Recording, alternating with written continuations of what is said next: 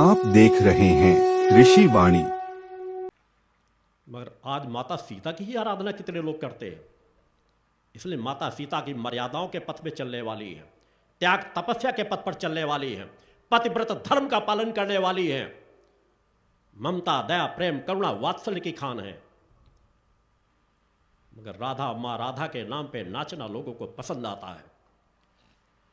मां राधा का गुणगान हो, मगर किसी ऐसे मन से मां राधा की कृपा नहीं प्राप्त हो सकती जहां अश्लील गीत गा गा करके लोग नाच रहे हो, तिरक रहे हो। इस धरती पर दूसरी कोई मीरा पैदा नहीं हुई। मीरा जैसी कोई पैदा हो जाए, भक्त करे गुणगान गाए मस्त हो जाए, अच्छी बात होगी।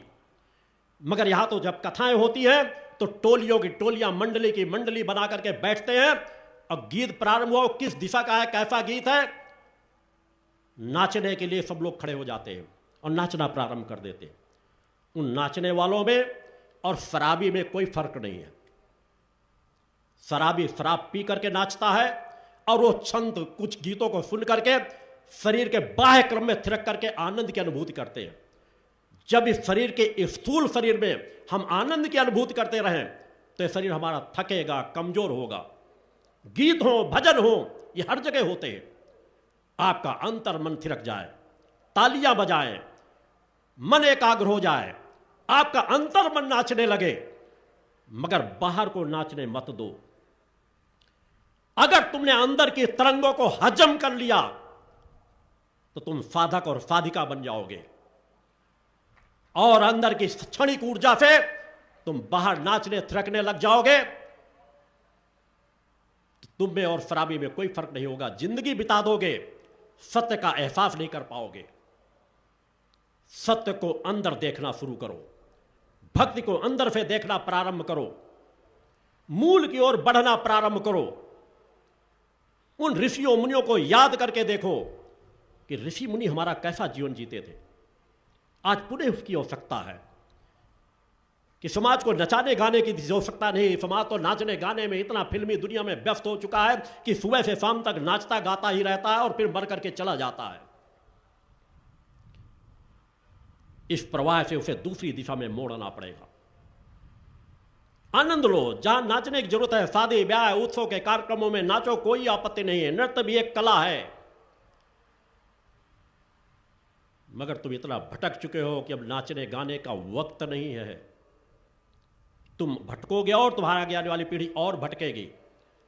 साधक और साधिका बनो, अपने जीवन को संवारो, तप में तपाओ, त्याग वैराग्य में तपाओ, अपने अंदर की ऊर्जा को पहचानो, अपने अंदर की क्षमता को पहचानो। तुम्हारे अंदर अलौकिक क्षमता ऊर्जा भरी हुई है। आपके गुरु ने उसी जीवन की यात्रा को बचपन से प्रारंभ किया है।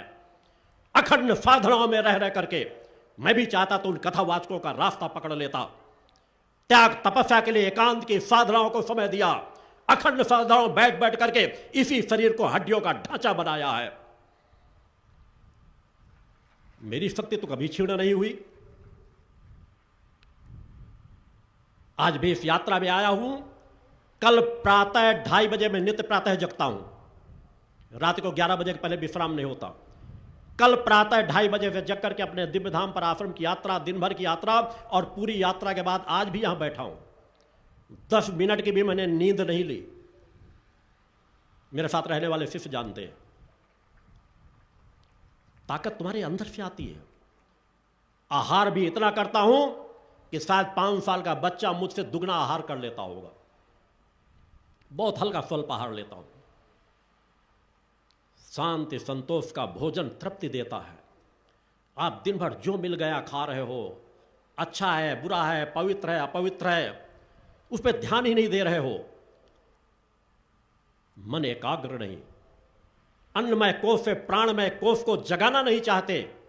अगर हमारे अंदर का प्राणमय कोष जागृत होने लगता है तो अन्नमय कोष को बहुत कम आवश्यकता पड़ती है आहार की, बहुत कम निद्रा की आवश्यकता पड़ती है। पिछले 30 सालों से 2.5 से 3 घंटे से अधिक मैंने नींद नहीं ली। 30 सालों से, 2-4 साल का क्रम नहीं बता रहा, पिछले 30 सालों से आपको भी उसी साधना पथ पे चल रहा है, जिस साधना पथ पर आपका गुरु चल रहा है। मैं भी वह बचपन का जीवन मैंने भी जिया है। मैंने भी अपने मित्रों के साथ खेल कूद में कुछ न कुछ वक्त दिया है, मगर आंतरिक वैराग्य में कभी आंच नहीं आने दी, अपने एकांत की साधनाओं में कहीं आंच नहीं आने दी। उस सत्य पर चल करके ही आज समाज के करोड़ों करोड़ों लोगों को बदलने की माता आदि शक्ति जगत जननी जगदम्बा ने कृपा प्रदान की है। बोलो गुरुदेव भगवान की जय। उसी साधना पथ पर आपको बढ़ाया जा रहा है। उच्च कुल ब्राह्मण परिवार में जन्म लेने के बाद भी मैंने कभी छुआछूत को महत्व नहीं दिया। मेरी याददाश्त में 4-5 साल की उम्र की अवस्था से लेकर के आज तक की यात्रा में कोई जानकारी करके पता लगा के बता दे, मेरे हर समाज के हर जात के मित्र रहे हैं, आगे आने वाले में शिष्य हैं, यात्रा तय कर रहे हैं, मैंने कभी एक दिन भी छुआछूत को महत्व नहीं दिया। सभी का छुआ भोजन कर लेता हूं, सभी का बनाया हुआ भोजन कर लेता हूं, सभी का दिया हुआ पानी पी लेता हूं। मेरा धर्म कभी नष्ट नहीं हुआ। आज तुम्हें तो खंड खंड में बांटा जा रहा है। सनातन की रक्षा की बड़ी बड़ी भविष्यवाणियां करने वाले, सनातन की रक्षा के लिए बड़े बड़े नारे लगाने वाले सनातन को ही गर्त में लेते चले जा रहे हैं। कैसा हमारा जीवन होना चाहिए, किस तरह का सनातनियों का जीवन होना चाहिए? क्या वे नफे मांस का भक्षण करने वाले हों? क्या उन्हें नफे मांस का सेवन करना चाहिए? कभी इस दिशा में समाज को नहीं मोड़ा जाता। हमारे अखाड़ा परिषद है, ऐसा नहीं वहां तपस्वी नहीं है। कई अनेकों अखाड़ों में एक से एक अच्छे तपस्वी हैं, उनके प्रमुख अच्छे साधक हैं। हमारे शंकराचार्य हैं, सम्मानित पदों पर बैठे हुए, मगर क्या कभी इन बिंदुओं पर विचार करते हैं कि हमारा समाज किस दिशा में जा रहा है? हम क्यों नहीं समाज को रोक पा रहे? क्यों लोग ही धर्म परिवर्तन कर रहे हैं और हर धर्म परिवर्तन करने वाला हिंदू ही क्यों होता है, सनातनी ही क्यों होता है? क्या हम आक्रामक नारे लगाकर उन्हें बचा पाएंगे? उन्हें अच्छे संस्कार देकर हम बचा सकते हैं, वैसा स्वयं का जीवन जी करके उन्हें बचा सकते हैं। मुझे प्रसन्नता हुई थी, हमारा महाकुंभ प्रयागराज में हो रहा है, दुर्लभ है, अद्वितीय है। मां गंगा का तट तो सदैव पावन पवित्र रहता है। प्रयागराज धाम तो युगों युगों तक जब यह धरती रहेगी तो पवित्र रहेगा। इस कुंभ की व्यवस्थाएं सराहनीय हैं। उत्तर प्रदेश के मुख्यमंत्री ने जो कार्य किया है वह कार्य शायद कोई नहीं कर सकता। सराहनीय है। घटनाएं कुछ हो जाती हैं, घटनाएं भी कुछ प्रशासनिक लापरवाहियों से अवश्य होती है कि हम सजग नहीं हो पाते, असामाजिक तत्व भी कहीं कुछ कदम उठाते हैं, या जब हम इतनी बड़ा विशाल समुदाय आ रहा हो तो हम पे अपनी व्यवस्थाएं क्या करनी चाहिए। इतने अखाड़ा परिषद पहले तो मीडिया में बड़ा छाता रहा, हम यहां सुरक्षा दे रहे हैं, हम यहां सुरक्षा दे रहे हैं, जैसे लग रहा था प्रशासन को एक कोने में समेट के रख देंगे, सब संभाल लेंगे। मेरा सिर भी होता है, दसियों हजार स्वयंसेवी कार्यकर्ता आकर के सेवा कार्य में लगते हैं, हजारों हजारों कार्यकर्ता अपनी व्यवस्थाओं को संभालते हैं। हमारे अखाड़ा परिषदों ने कब आह्वान किया कि इतना बड़ा महाकुंभ हो रहा है? हमारे नागा साधु संत क्या करेंगे?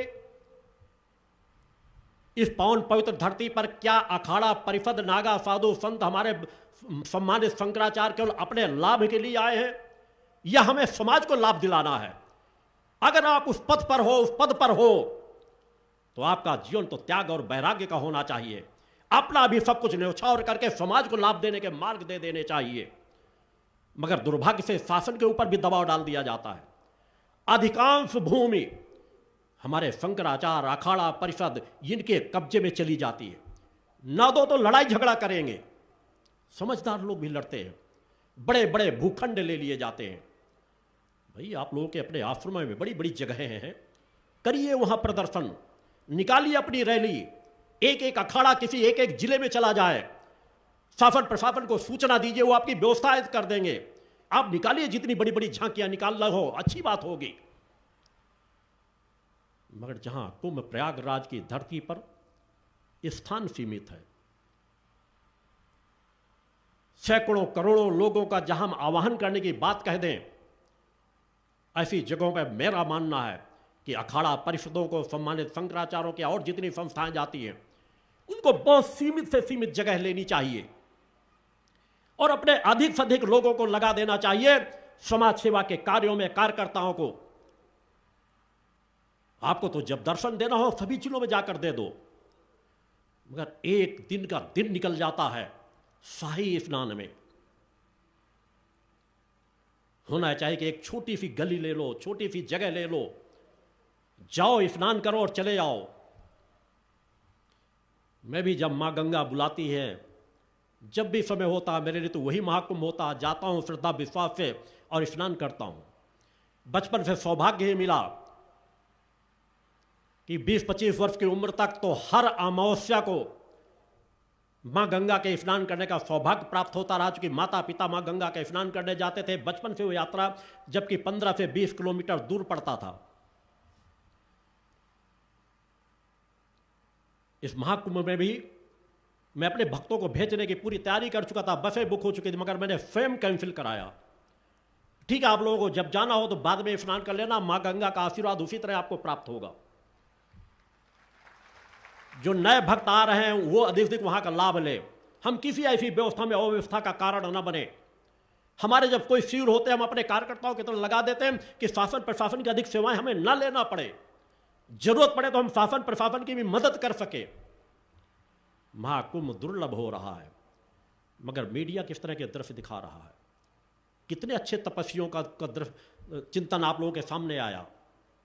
कभी किसी फिल्मी एक्टर का, कभी किसी के इसकी आंखें ऐसी, इसका ऐसा जीवन ऐसा है, ये फला बाबा है, ऐसा बाबा, ये पढ़ा लिखा बाबा संत बन गया। संत बनने वालों का जीवन क्या हो जाता है, योगी बनने वाले तपस्वियों का जीवन क्या हो जाता है, वह समझना अभी कठिन है, क्योंकि समाज उससे दूर होकर चली गई है। देखते देखते ही महामंडलेश्वर बना दिया जाता है। शराबी में महामंडलेश्वर बन जाते हैं, फिल्मी एक्टर भी महामंडलेश्वर बन जाते हैं। जो शपथ तपस्या साधना से शून्य हैं, नगण्य हैं, मुझे कहने में कोई आपत्ति नहीं, और जो भगदड़ मची निश्चित दुर्भाग्य की है, नहीं होना चाहिए था। मगर फिर भी कुछ घटनाएं होती हैं। मगर हमारे क्या शंकराचार्य ज्ञानी इतने भी नहीं थे, उन्हें पता नहीं था? इतने बड़े महाकुंभ में वो कहां चले गए तपस्वी, जिनको इतना भी ज्ञान नहीं हुआ? हमारे एक शंकराचार्य बाद में उपस्थित होकर के कि हमें पता चल जाता, हमें बता दिया जाता तो हम उपवास रखते। मुख्यमंत्री ने हमें बताया नहीं, प्रधानमंत्री को पद से इस्तीफा दे दे, गृह मंत्री पद से इस्तीफा दे दे, प्रदेश का मुख्यमंत्री इस्तीफा दे दे। मैं अपने सम्मानित शंकराचार्य विमुक्तानंद जी से इस मंच से पूछना चाहता हूं कि आपके पास इतना ज्ञान नहीं था कि कुंभ में क्या होने वाला है, और हो गया तो आपका नेटवर्क बाह्य क्रम से भी इतना कमजोर रहा कि आपको पता ही नहीं चला कि कितने लोग मरे या कितने लोग घायल हुए, और अब तक कितने लोगों के लिए आपने व्रत उपवास रखा है, और किसको प्रधानमंत्री बनाना चाहते हो, किसको मुख्यमंत्री बनाना चाहते हो? उद्धव ठाकरे को, जिसने अपने पिता की विरासत को भी धूल में मिला दिया?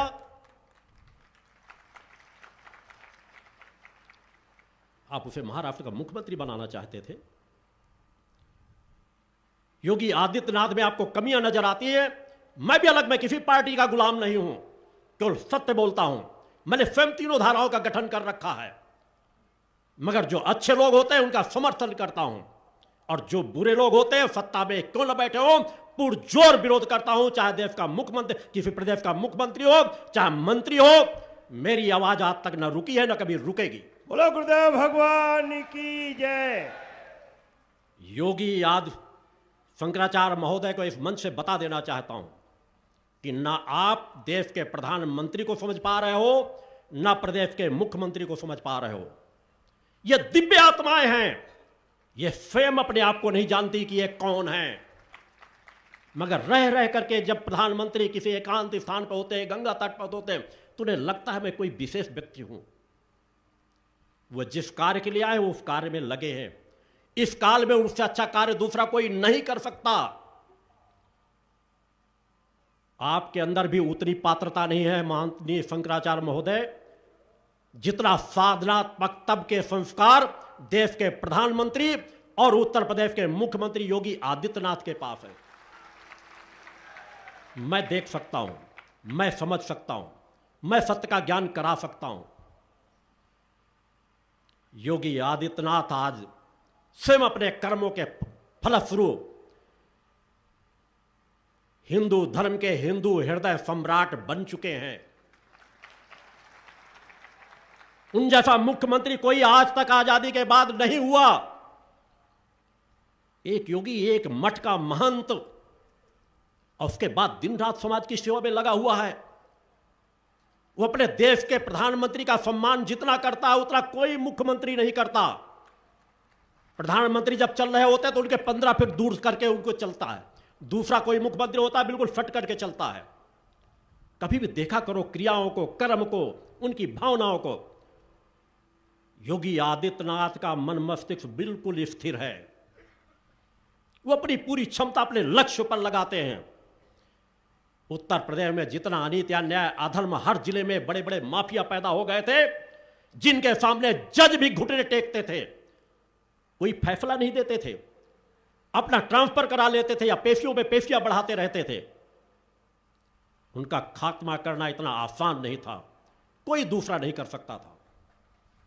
ये वही कर सकता है जो स्वयं की मौत का भय त्याग दे, जिसके अंदर संस्कार हो। खैर ये एक पक्ष हुआ। कुंभ में सबसे बड़ी घटना किसको माना गया? जो कुछ मौतें हो गई। मेरे लिए कोई बहुत बड़ी घटना है, मगर उससे बड़ी घटना जिसने मुझे सबसे ज्यादा तकलीफ दी, उस पर समाज की निगाहें नहीं गई। क्योंकि मैं आज जब प्रारंभ से आज 300 सालों से लेकर समाज के बीच जब से कार्य कर रहा हूं, एक संकल्प लेकर के कार्य कर रहा हूं। मैंने समाज में कभी ऊंच नीच की भावना को नहीं देखा। एक अमीर धनवान भले मेरे दरबार से बगैर मिले चला गया हो, मगर गरीब को मैंने निराश नहीं होने दिया। मैं छुआछूत ऊंच नीच मानता ही नहीं, किसी को अछूत मानता ही नहीं। इतने वर्षों की लंबी यात्रा में 65 साल की उम्र हो चुकी है। 4-5 साल की उम्र के बाद से आज तक ला करके एक भी टॉपिक कोई नहीं बता सकता। मगर जिस पे समाज का, देश का ध्यान नहीं गया, जब प्रारंभ में हुआ तो कुछ अखाड़ों ने कहा कि इस बार हम पिछड़े दलित समाज के लोगों को भी महामंडलेश्वर बनाएंगे। मुझे बड़ी प्रसन्नता हुई थी और इसका मैंने अपने एक संक्षिप्त जब चिंतन चल रहा था वहाँ उसका उल्लेख भी किया था कि इस बार शायद अखाड़ा परिषद के लोगों को कुछ अच्छा सद्ज्ञान परम सत्ता ने दिया है कि उन्होंने ऐसा कुछ निर्णय लिया। मगर इतना लंबा अंतराल गुजरने के बाद अभी तक कोई निर्णय नहीं आया। मगर मुझे जो मेरे अंतःकरण को सबसे ज़्यादा व्यथा कर गई वह बात थी, मीडिया के सामने 20-25 साफ सुथरे कपड़े पहने हुए लोग खड़े थे। वक्तव्य क्या दे रहे थे? हम शंकराचार्यों के लिए भंडारे में काम करने के लिए आए हैं। हम सभी ब्राह्मण हैं, ब्राह्मण अच्छे उच्च वर्गों से हैं। हमारे उसमें कोई भी, मुझे शब्द मजबूरी पे कहना पड़ रहा है, किसी को बुरा ना लगे, मेरे जीवन में कभी ऐसे शब्दों को उच्चारण नहीं होता। उन्होंने कहा ये सभी हमारे यहां सवर्ण हैं, इनमें से कोई शूद्र नहीं है। हम अपने भंडारों में शूद्र को प्रवेश नहीं देते, शूद्र भोजन नहीं बनाता। जिस समय मैंने सुना था जैसा लग रहा था कि कानों पे कोई गर्म करके कोई तरल पदार्थ डाल दिया हो। अरे वहां तो चंद लोग मरे थे, मगर तुमने जिस समाज को ऐसी बातें कर करके करोड़ों करोड़ों समाज के लोगों को आघात पहुंचा देते हो, उनकी अंतरात्मा जब मरती है तो उसका जवाब कौन देगा?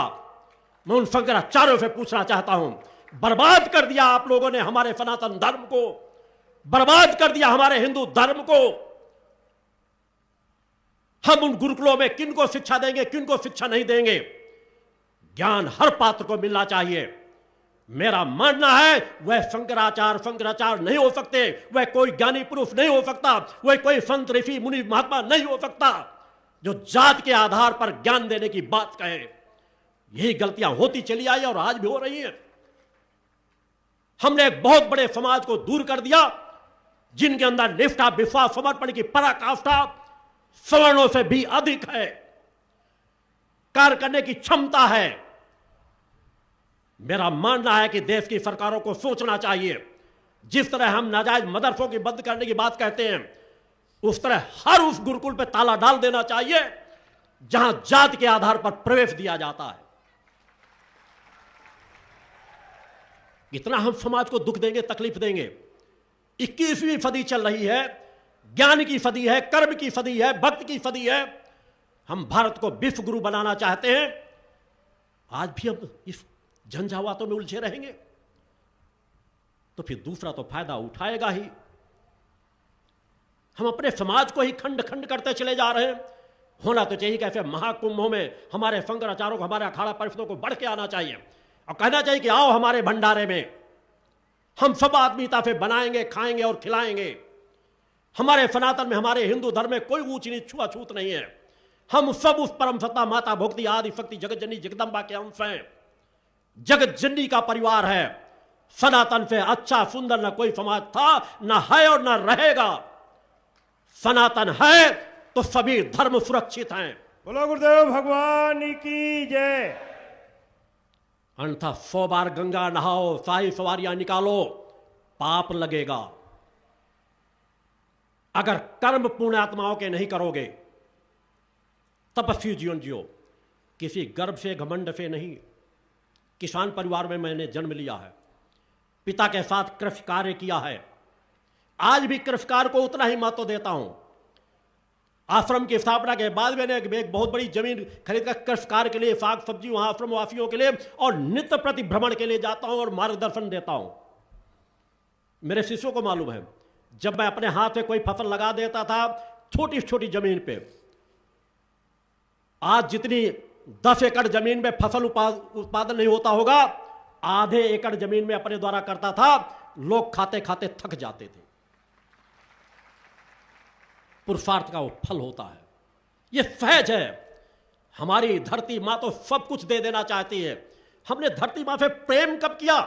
जिस पर हम चलते हैं, बैठते हैं, उड़ते हैं, बोलते हैं, ये सभी जगत जननी की देन है।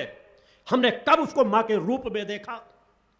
कब हमने उस धरती को समझने की कोशिश की कि ये धरती तो हर पल हमसे बात कर रही है। नदियों के तट पे जाओ, पेड़ों के पास बैठो, फूलों के पास बैठो, अपनी फल लहलाती फसलों के पास में बैठो, सब हमको देना चाहती है।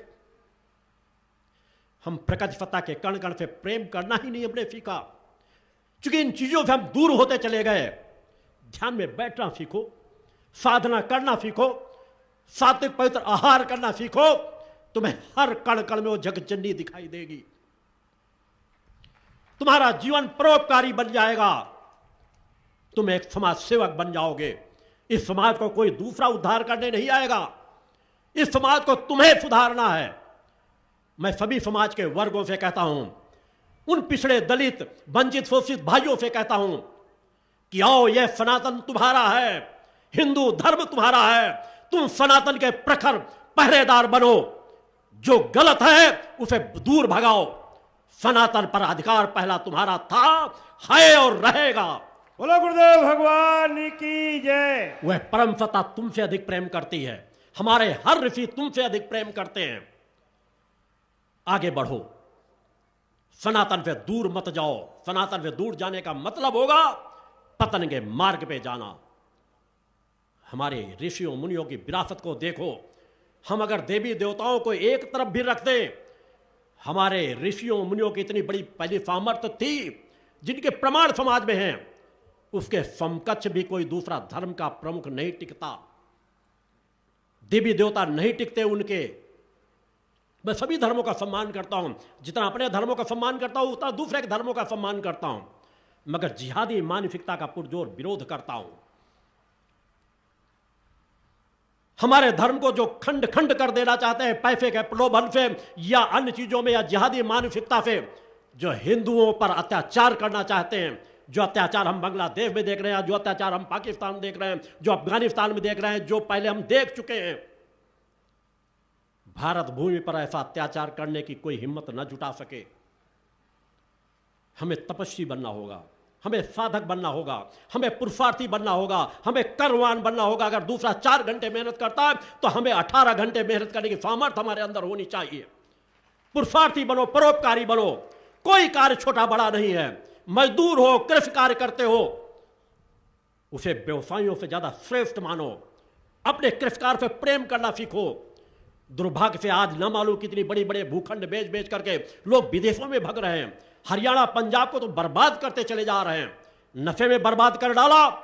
अब एक विदेशी चस्का लगा है कि 10-10, 5-5 एकड़ जमीन बेच बेच करके 20-20, 25-25, 50-50 लाख दे करके दूसरे देशों में कप प्लेट धोने के लिए चले जाते हैं। अपनी भूमि से प्रेम करो। मैं इस मंच से सभी कृषकों से, भाइयों से कहना चाहता हूं, सभी उन माता पिता से कहना चाहता हूं, अपने बेटे से चाहे जितना प्रेम कर रहे हो, बेटे के किसी व्यवसाय के लिए अपनी भूमि मत बेचना। वो बेटों के हित में रहेगा। भूमि है तो भूखों नहीं मरेंगे। अगर मेहनत परिश्रम करे, और जो मेहनत परिश्रम न करे उसे भूखों मर ही जाना चाहिए। उन्हें मेहनती बनाओ, अपने कृषि कार्यों में लगाओ। शहरों में जो बच्चे रहते हैं उन्हें भी कहता हूं, अगर ग्रामीण क्षेत्रों में जुड़े हो तो छुट्टियां हो तो ग्रामीण क्षेत्रों में जाओ, फसलों के पास जाओ, खेतों के पास जाओ।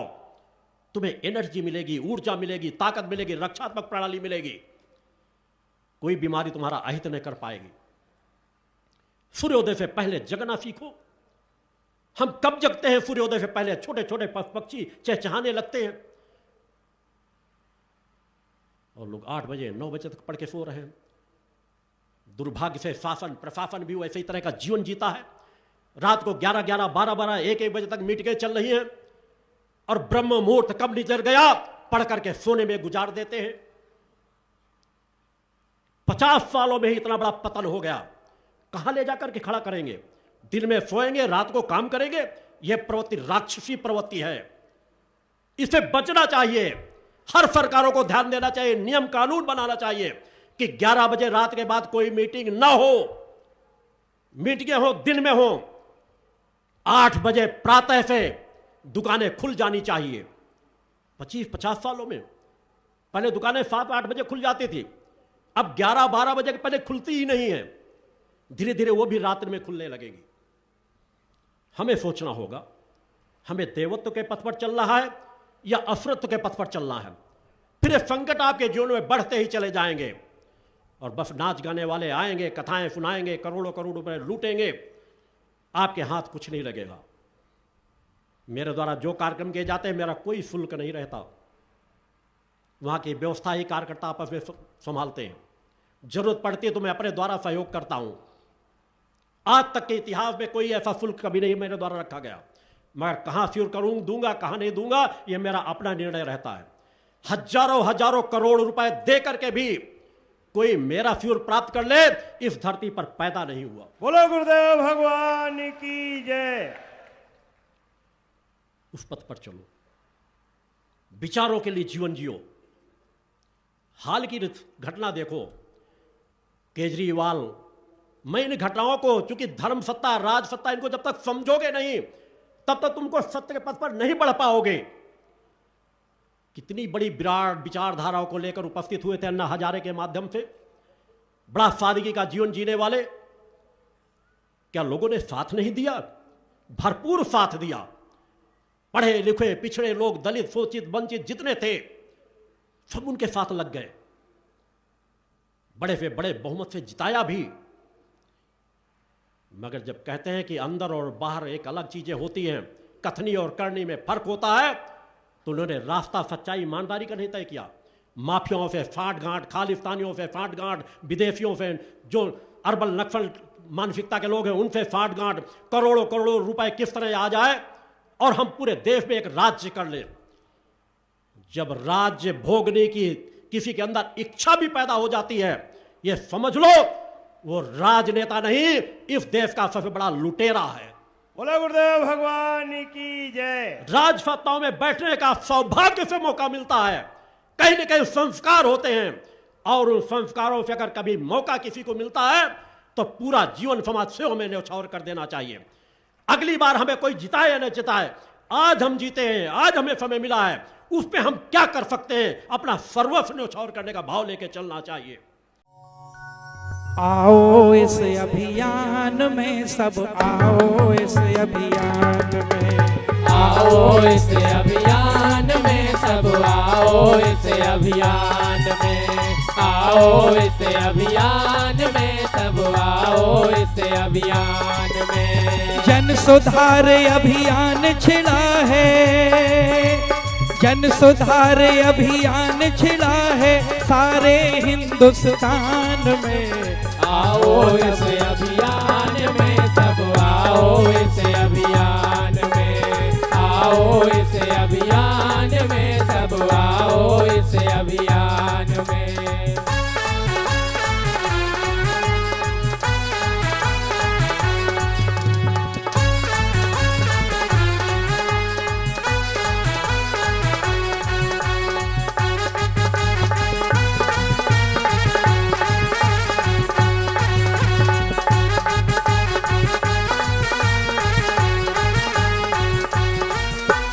मानव तन अनमोल है ना, इसे गवाओ विकारों में। समृद्धि सुख और शांति हो सबके परिवारों में, यही लक्ष्य है ऋषि राज का, यही लक्ष्य है ऋषि राज का, सबके हित कल्याण में। आओ इस अभियान में सब, आओ इस अभियान में, आओ इस अभियान में सब, आओ इस अभियान में।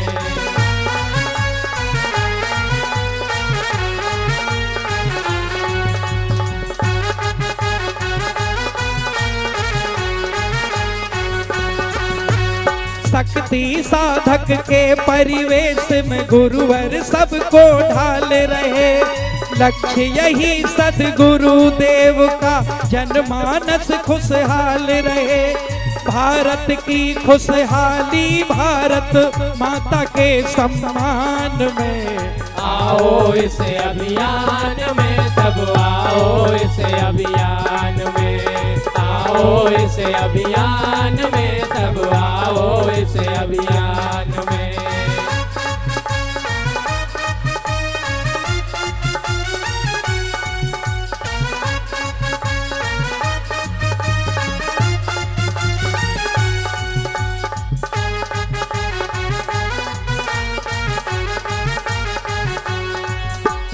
नशे मांस से होके मुक्त जियो जीवन चरित्रवानों का।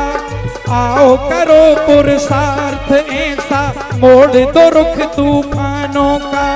जीवन बिताओ परोपकार में, जीवन बिताओ परोपकार में, मैया के गुणगान में। आओ इस अभियान में सब, आओ इस अभियान में, आओ इस अभियान में सब, आओ इस अभियान में।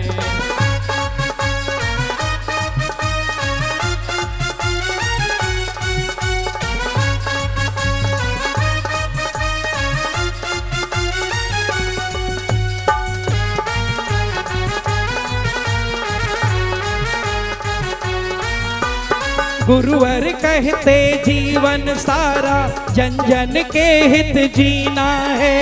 छोड़ो विषय विकार सभी, माँ भक्ति का अमृत पीना है। माँ ही निखिल ब्रह्मांड की जननी, माँ ही निखिल ब्रह्मांड की जननी, सदा रहे ये ध्यान में। आओ इस अभियान में सब, आओ इस अभियान में, आओ इस अभियान में सब, आओ इस अभियान में।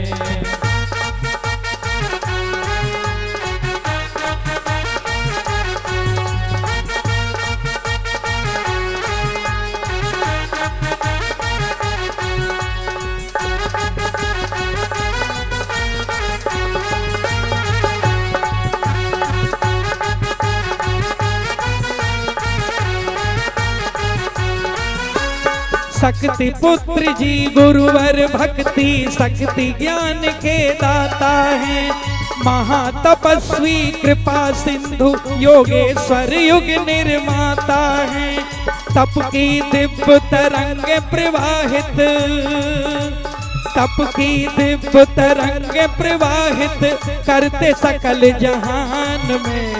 आओ इस अभियान में सब आओ इस अभियान में, आओ इस अभियान में सब आओ इस अभियान में। जन सुधार अभियान छिड़ा है, जन सुधार अभियान छिड़ा है सारे हिंदुस्तान में। आओ इस अभियान में सब आओ इस अभियान में, आओ इस अभियान में सब आओ इस अभियान में, आओ इस अभियान में सब आओ इस अभियान में।